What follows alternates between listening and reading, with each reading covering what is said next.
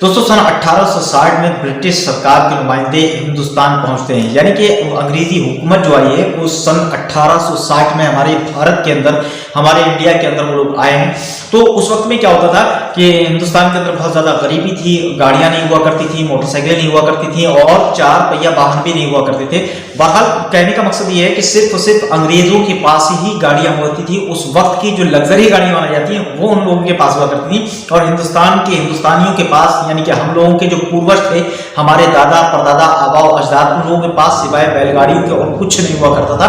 तो उस वक्त में जो अंग्रेज हुआ करते थे उनकी सवारियों से दब करके अगर कोई हिंदुस्तानी मर जाया करता था तो उसके लिए एक भारतीय न्याय दंड बनाया गया था, यानी कि एक पॉलिसी बनाई गई थी, एक नियम, एक कायदा, एक कानून बनाया गया था। अंग्रेजों से बाकायदा उस पर साइन भी कराया गया कि अगर हमारा हिंदुस्तानी आपकी गाड़ियों से दब करके अगर कोई मरता है तो उसका मुआवजा देना पड़ेगा, उसका आपको दंड देना पड़ेगा।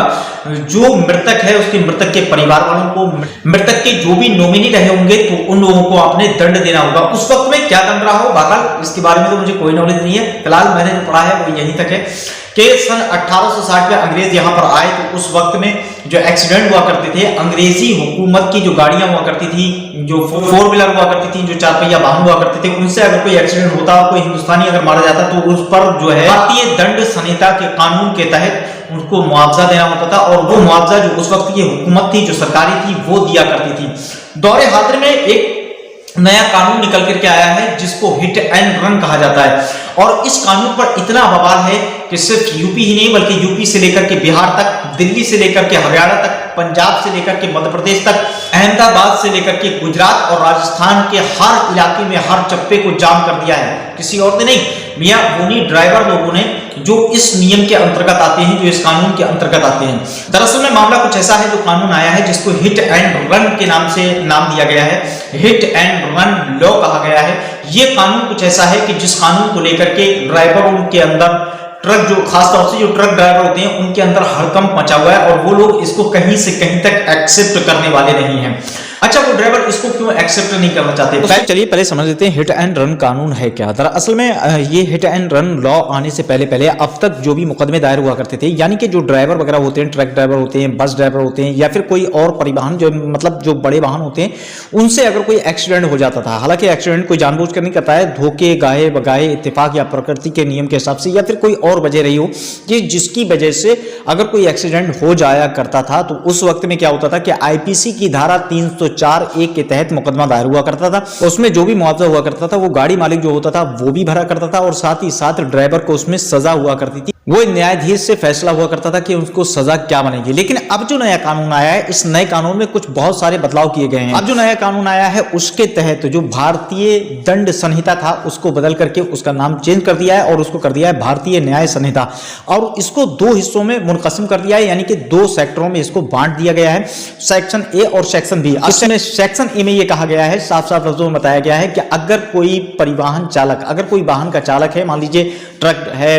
बस है या फिर कोई और बड़ा वाहन है, उसका चालक अगर वो लापरवाही से गाड़ी चलाता है, लापरवाही का मतलब है कि अगर आप शराब पी करके गाड़ी चला रहे हैं या गाड़ी पर आपकी तवज्जो नहीं है, आप फोन पर बात कर रहे हैं, आप कोई और मसले में उलझे हुए, किसी न किसी वजह को लेकर के उसमें लापरवाही से अगर वो गाड़ी चला रहे हैं और जनता में से अगर कोई भी शख्स आकर के उनकी गाड़ी के नीचे आ जाता है और एक्सीडेंट हो जाता है, अगर वो शख्स खत्म हो जाता है तो ड्राइवर को 7 लाख रुपए का जुर्माना देना पड़ेगा और साथ ही साथ 10 साल तक की सजा आपको हो सकती है। दूसरा सेक्शन बी, यानी कि भारतीय न्याय संहिता का सेक्शन बी, उसमें यह कहा गया है साफ शब्दों में कि अगर आप हाई स्पीड गाड़ी चला रहे हैं, मान लीजिए लिमिट से अनलिमिट अगर आप गाड़ी चला रहे हैं और साथ ही साथ आपका नियंत्रण भी नहीं है, यानी कि आप कहीं ना कहीं लापरवाही किए हुए हैं और उसके बावजूद भी आप हाई स्पीड से गाड़ी चला रहे हैं, हालांकि हाई स्पीड पर कोई भी ब्रेक नहीं लगाया गया है कि अगर आप हाई स्पीड पर हाईवे पर चल रहे हैं तो आप चल सकते हैं, लेकिन अपने कंट्रोल में। अगर आप कंट्रोल से बाहर चलते हैं तो क्या होता है कि अगर उस दौरान आपसे कोई एक्सीडेंट हो जाता है और उस एक्सीडेंट के बाद वो व्यक्ति अगर जख्मी हो जाता है जिसका एक्सीडेंट हुआ है या फिर वो डेथ हो जाता है तो आपको उसकी सूचना आसपास के थाने में देनी होगी और उसको साथ ही साथ जिला अस्पताल में एडमिट भी कराना होगा। अगर थाने में आप नहीं देते हैं तो आपको जिला मजिस्ट्रेट को सूचित करना होगा,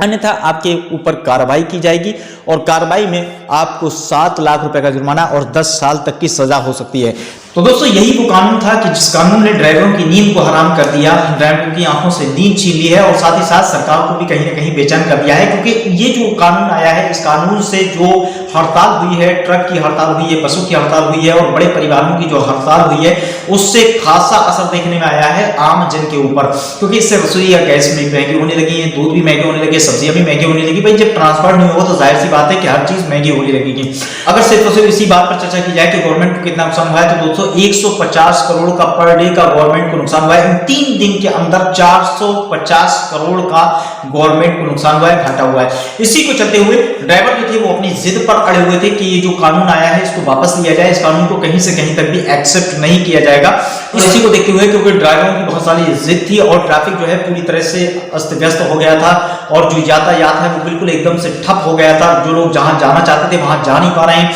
हालांकि रोडवेज से लेकर के एक प्राइवेट बस तक जितनी भी है वो सारी की सारी बंद कर दी गई। जगह जगह चक्कों को जाम कर दिया गया। जगह जगह पेट्रोल पंपों पे आपने भीड़ देखी है, क्योंकि जब यातायात बंद कर दिया गया है तो पेट्रोलियम ट्रक जो होते हैं वो भी रोक दिए गए हैं। क्योंकि जब पेट्रोल पंपों पर एक दो नहीं बल्कि हजारों की तादाद में भीड़ लगी हुई है। लोग एक दूसरे के संपर्क में जो है वो एक दूसरे को बता रहे हैं कि भैया सौदा लेकर के रख लो, सामान लेकर के रख लो, खाने पीने की चीजें जो है वो भी महंगी हो सकती हैं, पेट्रोल वगैरह जो है, डीजल वगैरह है, उसको भी लेकर के रखिएगा। तो ऐसी कंडीशन में एक अफरा तफरी का माहौल पैदा हो गया और बहुत ही ज्यादा ये जो है बात सोशल मीडिया और मीडिया के माध्यम से पूरी हिंदुस्तान के कोने कोने में फैल गई। आखिरकार सरकार जो थी, सरकार को कहीं ना कहीं इस पर ब्रेक लगाना पड़ा कि अभी जो नया कानून पारित किया गया है यानी कि हिट एंड रन, इस पर कहीं ना कहीं ब्रेक लगा दिया है। तब जाकर के कहीं हिंदुस्तान की आम जनता ने राहत की सांस ली है। हालांकि एक्सपर्ट के आंकड़ों की मानी जाए तो हिंदुस्तान के अंदर ही सिर्फ हर साल 50,000 मौतें एक्सीडेंट की वजह से होती हैं या फिर उनको समय पर अस्पताल ना पहुंचाने की वजह से होती हैं। सरकार ने यही तो ब्रेक लगाया था कि अगर आपसे कोई एक्सीडेंट हो जाता है, XYZ सपोज कीजिए कि अगर आप रोड पर चल रहे हैं, आपसे कोई एक्सीडेंट हो गया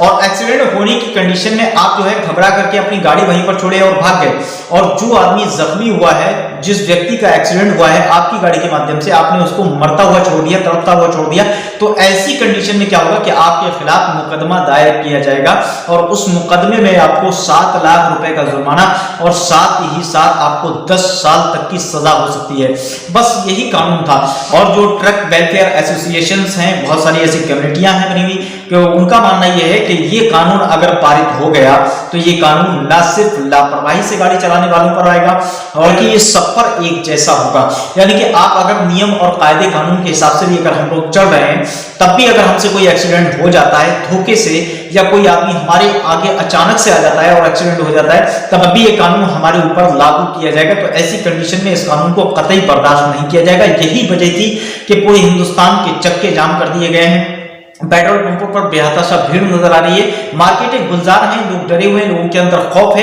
क्योंकि इससे पहले भी कई सारी ऐसी प्रक्रिया आई है NRC को लेकर के, कैंप को लेकर के और कोविड-19 को लेकर के, जिसमें लोगों को अपने घर के अंदर राशन पानी रखने का भी मौका नहीं मिल पाया। यही वजह है कि लोग पहले से ही डरे हुए थे और पहले ही 2 तरह की आपदाओं को झेल चुके थे। इसी को मद्देनजर रखते हुए बाजार एकदम से गुलजार नजर आए। पेट्रोल पंपों पर बड़ी तादाद में लंबी लंबी कतारें देखने को मिली है। दोस्तों अब ये बिल जो है वो कहीं ना कहीं सरकार ने इस पर ब्रेक लगा दिया है। आगे क्या होगा इसके बारे में कुछ नहीं कहा जा सकता। हो सकता है कि सरकार ने आने वाले जो चुनाव है उन चुनावों की वजह से इस पर कोई ना कोई ब्रेक लगा दिया गया हो। बहरहाल अब तक जो हड़ताल थी वो 3 दिन की हड़ताल होने के बाद ड्राइवर भी अपने रोजमर्रा के काम की तरह उसी रूटीन पर फिर लौट गए हैं और फिर से जो है यातायात चालू हो गया है। फिर से सारे मामले वैसे ही नजर आ रहे हैं जैसे आज से 3 दिन पहले थे। तो मैं आप लोगों से रिक्वेस्ट करूंगा किसी भी तरह की कोई भी अफवाह पर आप लोग ध्यान ना दें। ये वीडियो आप लोगों को कैसी लगी है? अगर वीडियो इंफॉर्मेटिव है तो जरूर इस वीडियो को लाइक कीजिएगा और चैनल पर अगर पहली बार आए तो मेहरबानी करके चैनल को सब्सक्राइब जरूर कर दीजिएगा, क्योंकि मैं आप लोगों के लिए इस तरह की वीडियो लाता रहता हूं। इंशाअल्लाह नेक्स्ट वीडियो की मुलाकात, तब तक के लिए अपने भाई डॉक्टर रजा को दुआ में रखिएगा याद। मिलते हैं नेक्स्ट वीडियो में। अल्लाह हाफिज।